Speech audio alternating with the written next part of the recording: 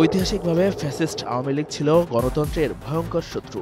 Fascist Sheikh হাসিনার দুঃশাসনের অবসানের পর আবারও গণতন্ত্রের সম্পূর্ণ পুনর্জীবন এবং রাষ্ট্র ও সমাজে গণতান্ত্রিক মূল্যবোধ প্রতিষ্ঠা করতে আমাদের নিরলস সংগ্রাম অব্যাহত রাখতে হবে।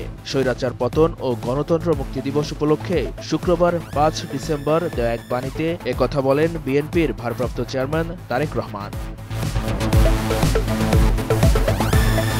নিজের ভেরিফাইড ফেসবুক পেজে শেয়ার করা এই বাণীতে তারেক রহমান বলেন, অবিস্মরণীয় একটি দিন ৬ ডিসেম্বর। ১৯৯০ সালের এই দিনে রক্তাক্ত বিচ্ছল পথে অবসান হয়েছিল স্বৈরশাসনের। এরশাদ ১৯৮২-র ২৪ মার্চ পেশাগত বিশ্বস্ততা ও শপথ ভেঙে অস্ত্রের মুখে নির্বাচিত রাষ্ট্রপতি বিচারপতি আব্দুস সাত্তারকে ক্ষমতাচ্যুত করে গণতন্ত্র হত্যা করে জারি করেছিল অসাংবিধানিক শাসন। যে সাংবিধানিক রাজনীতি ছিল বহুদলীয় গণতন্ত্রের নিশ্চয়তা, তার সূচনা করেছিলেন স্বাধীনতার মহান ঘোষক শহীদ প্রেসিডেন্ট জিয়াউর রহমান। একনায়ক হুসেন মোহাম্মদ এরশাদ গণতান্ত্রিক প্রতিষ্ঠানগুলোকে ধ্বংসস্তূপে পরিণত করেন।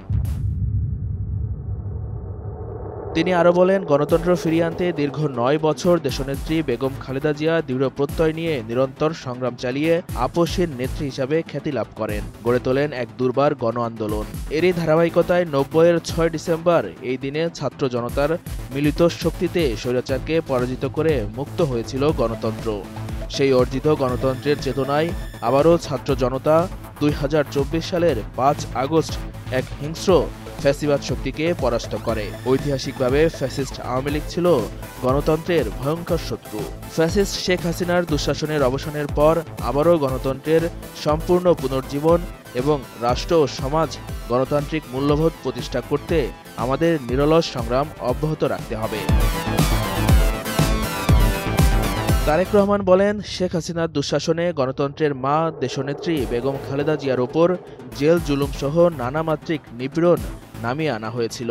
অবিরাম নির্যাতনের কষাঘাতে অসুস্থ দেশনেত্রীর জীবন এখন চরম সংকটে। আল্লাহর কাছে তার আশু সুস্থতা কামনা করছি। সবশেষ তিনি বলেন, গণতন্ত্র বিরোধী পরাজিত শক্তির যাতে আর পুনরুত্থান না ঘটে সেজন্য গণতান্ত্রিক শক্তিকে সবসময় ঐক্যবদ্ধ থাকার আহ্বান জানাই।